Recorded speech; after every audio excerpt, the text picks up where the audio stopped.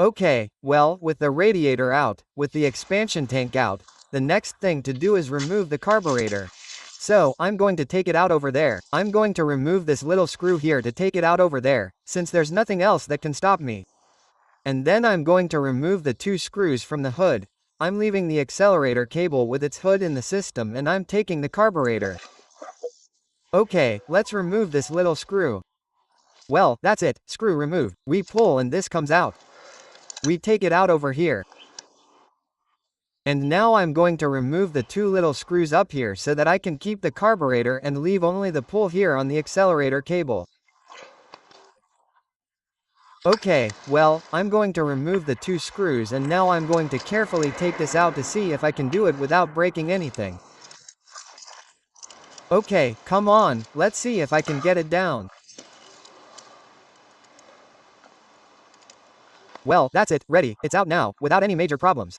It's just that this was a little hard from, I think, the gasoline that hadn't been used for so long. Okay, well, I'm going to put the other screw in so I don't lose it and this goes directly to the ultrasound. There you have it, now this is how the bike looks without the carburetor. Okay, now the carburetor and the expansion tank go to the ultrasound.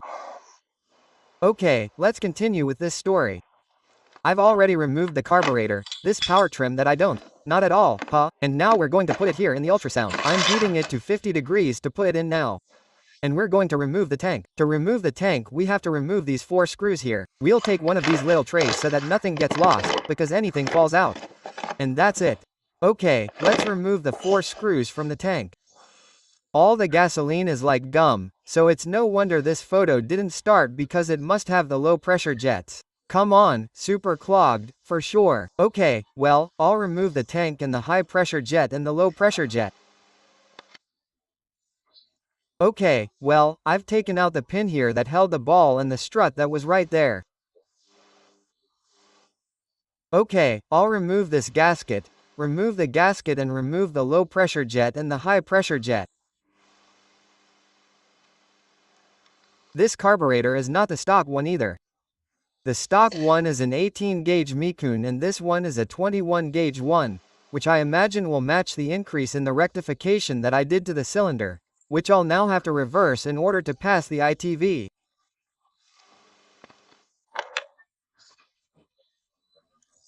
The high pressure jet is completely blocked, it doesn't have any light. Okay, let's remove this one and this one now.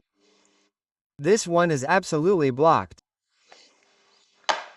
And now we're going to remove this little one. Look at the 3 jets, do you see? This is the low pressure jet.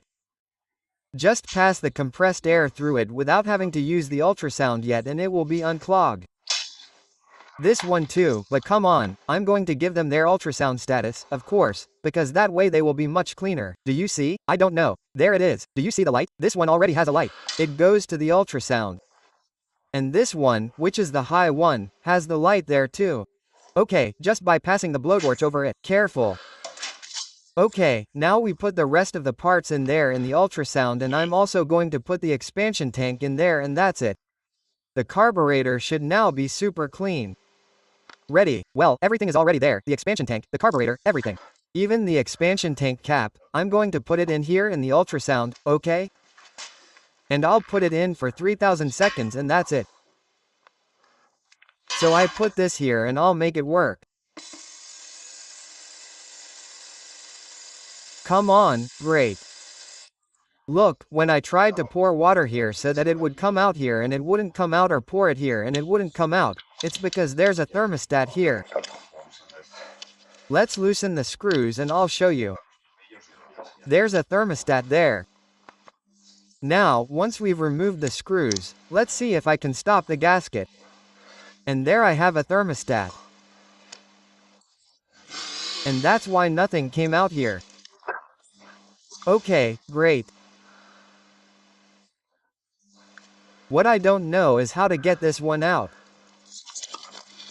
Ah, okay, look, see, if it gives it a little bit, look where the water is coming out. Over there, okay, great. Here's the thermostat. I was cleaning it with ultrasound just now. So, now I'm going to clean this with water and then I'll show you where the thermostat is and how it works. Okay, I didn't know that. I had read something about the bike, but I didn't know. And it has a thermostat. Apparently, not all of them have a thermostat, right? Okay, well, you see, now I put the water in here and it comes out perfectly here, and that way I clean the entire circuit well and I put it in here and it has to come out up there. Okay, now it comes out perfectly. And before it didn't come out through the thermostat. Okay, perfect. It spat everything out because I had the thermostat. Okay, that's it. Mystery solved. Well, enough time has passed. The ultrasound is finished and I've left it for a little while because otherwise it burns it too much. So now I'm going to take everything out, blowtorch it to put it back together. Okay, let's see how the carburetor came out. Well, spotless.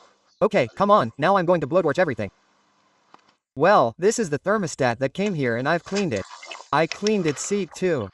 Okay, it didn't even want to come out before. This goes here. So, now what I'm going to do is check that it really works. Okay? And how do I check if it really works? Well, I'm going to take it to the kitchen. Hey, I'm going to take it to the kitchen and see if this expands or not at 100 grams. Okay? If it expands, it works, and if it doesn't expand, it doesn't work. What I'm going to do? Come on, I'm going to go up to the kitchen. Well, look, I already have the water boiling. I wish it was at more than 100 grams. I'm going to put this in here and see if it expands or not.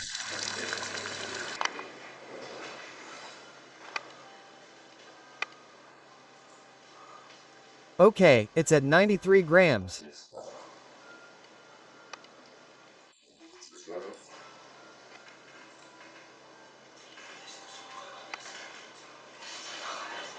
Well, Look, it works perfectly.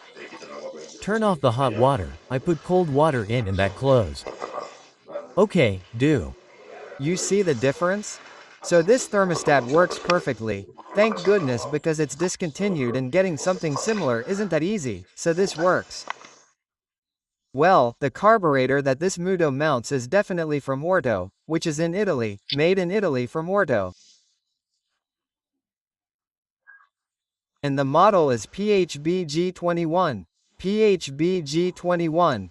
Okay, this is the carburetor that was installed, which is not the standard one. The standard one is a Mikuni, as we mentioned, or a Nomi Sal. Okay, easy then. Now to install the carburetor we have to install the corresponding jets once they are super clean, and we have seen that they all have perfect light. Do you see? This is the high one with light.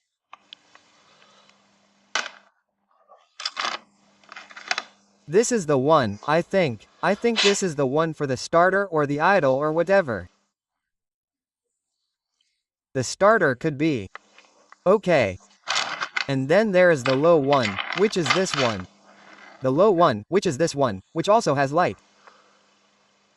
Let's see if you can see it well. There is the light. Okay, go ahead, install them, that's it. Remember we have the low one, we screw it here. The smallest one of all, which I think is the neutral one, the starter one is the middle one. And the high pressure one with its high pressure jet holder or high pressure jet is the one here, the big one. Let's screw them all in. Okay, so once we've cleaned, that is, installed the 3 jets and turned them, I've blowtorched them again to make sure that the passage is open and that everything is correct. We're going to mount the float with its pin and its strut. The strut is what opens and closes the fuel passage. Okay? This is it. Well, we place the strut in the float and then we put the float in the carburetor with that pin there. Okay, so the strut is in place in the float. And now we put it in the carburetor with the pin, okay? See? Put it in place with the pin and we have to see that the strut does its job, it goes up and down. See? It goes up and down. Perfect. And now if I blow through where there will be gasoline, no air should enter here, and on the contrary, in this position I blow and there should be air. Let's do it. And finally, we put the tank with its 4 screws. And well, now we are going to put everything back on the bike as it is. Okay, I'll take the 2 small screws and we are going to put the thermostat, which is very simple, but I'm going to put a little silicone grease on the thermostat rubber anyway so that it is hydrated, okay? And this goes in there. Well, the rubber has already fit and it is also clean and free of all that crap that usually accumulates from the crust of so many years of coolant. This goes here. We put the 2 screws in and I will tighten them to 10 new ones.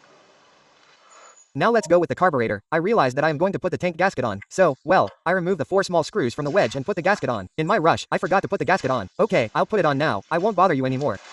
There's the gasket. We'll put it here. As you can see, the tank gasket is already in place. Let's install the carburetor on the bike, which is almost done to see if it starts. It was hard for me to put the accelerator cable in here where the cage is. All the stuff, and I even had to use cable ties. I wasn't able to do it, it was a lot of work, but oh well, there it is. So, now I'll put this through the carburetor, put the carburetor in there and that's it. See? There I have the needle with the spring, that little washer. Come on, great, I'm going to get the carburetor. Well, it was especially hard for me to put the carburetor in at the end, but there it is. See how with this, the bell goes up and down perfectly. It goes back perfectly. It's completely greased, everything is clean and everything is fine. It took me a while, but there we go. Okay, now let's install the carburetor and then the radiator and so on. The carburetor is already tightened and we just need to get the air filter. The air filter. This is perfect. Okay, great. Okay, now the radiator and expansion tank.